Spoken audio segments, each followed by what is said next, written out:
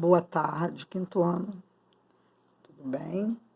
Hoje, na nossa aula de português, nós vamos dar outra matéria nova, que é oração, né? Que nós já demos. Oração é sujeito e predicado. Então, vamos lá, vamos prestar atenção, que não é difícil, só é um pouco complicado, porque nós vamos estudar, tá? Então, vamos começar relembrando o que é uma oração. Gente, oração é uma palavra o quê? Ou um conjunto que exprime um pensamento, gente, ou encerra uma declaração.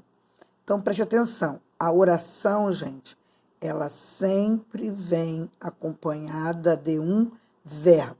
Nós não podemos esquecer isso, que a oração, ela vem sempre acompanhada de um verbo. E aí, exemplo de uma oração. As enchentes destruíram as plantações. Qual é? Isso é uma oração, porque destruíram é verbo. Então, oração é uma palavra, um conjunto de palavras que exprime um pensamento ou encerra uma declaração. Agora, uma oração, gente, ela pode vir sozinha ou acompanhada de outras orações. Uma ou mais orações, gente, ela forma um período. Como assim, tia? Gente, uma oração, uma frase, ela pode vir a frase sozinha ou acompanhada de outra oração. Eu posso ter duas orações numa mesma frase, tá? E uma ou mais orações, ela forma um período. Vamos ver o que é um período. Período é a frase organizada em orações. E o período, gente, ele pode ser simples, quando é formado de uma única oração. Exemplo, Clóvis vai ao colégio. Clóvis é um bom aluno. Clóvis é elevado. Clóvis saiu cedo. Então, quando a oração é formada de uma oração só, ela é um período simples. Agora, quando a oração é composta, quando ela é formada por duas ou mais orações.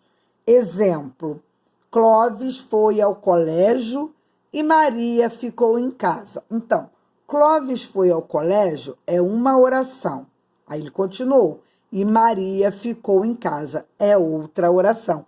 Então, isso aqui é o quê? É uma oração composta, porque ela é formada de duas ou mais orações. Aqui nós temos duas orações. Clóvis foi ao colégio e Maria ficou em casa. Entendido, gente? Não é difícil. E aí, os termos essenciais da oração são dois. Nós temos dois termos essenciais de uma oração. O sujeito e o predicado, tá? O sujeito é o termo da oração a respeito da qual ele se declara alguma coisa. O sujeito ele representa um ser.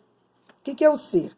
Pessoa, animal ou coisa, entendeu? Ele é um termo da oração e que se declara alguma coisa. Exemplo, vamos ver o exemplo de um sujeito. O coelho comeu a cenoura. Gente, quando você fala no sujeito, um modo prático de conhecer o sujeito é fazendo a pergunta. Eu quero saber qual é o sujeito da frase o coelho comeu a cenoura. Aí eu pergunto, quem comeu a cenoura? Quem comeu a cenoura? O coelho. Então, o coelho, ele é o sujeito da oração. O coelho comeu a cenoura. Então, para você não errar, vocês façam a pergunta primeiro. E aí a tia botou, um modo prático de conhecer o sujeito é fazendo uma pergunta. Quando eu falo para você assim, o menino solta pipa no campo. Qual é o sujeito da frase? Aí eu vou perguntar, quem solta pipa no campo? O menino. Então, o menino é o sujeito da frase, tá bom? E aí, o sujeito também, ele tem uma classificação, gente. Ele pode ser simples, o sujeito pode ser classificado em simples, composto, indeterminado e um sujeito oculto. Quando que o sujeito ele é simples, gente? Desculpa, gente. Quando que o sujeito é simples? Quando apresenta um só núcleo. Por exemplo, um touro estava solto na rua. Eu pergunto, quem estava solto na rua? Um touro. Então, um touro é um só elemento. Então, ele é um sujeito simples, porque ele tem um sujeito, tá bom? E aí, quando eu falo o sujeito composto, é quando, gente, ele apresenta 2 ou mais núcleos. Exemplo, Paulo e Maria estão contentes. Eu pergunto, quem estão contentes? Paulo e Maria. Então, Paulo e Maria é um sujeito composto, porque ele apresenta 2 núcleos, Paulo e Maria. Tá dando para entender? E aí nós vamos para o sujeito indeterminado. Gente, indeterminado é aquele que não aparece na frase. Ele é indeterminado, não podendo ser identificado. Você não consegue identificar o sujeito. Exemplo, roubar um banco. Quem roubou o banco? Não sei, ele não botou na frase. Entendeu? Roubaram um banco. Roubaram. Quem roubou o banco? Não sei. Precisa-se de uma costureira. Quem precisa de uma costureira? Não sei. Então, ele é um sujeito indeterminado. E aí, nós temos o sujeito oculto.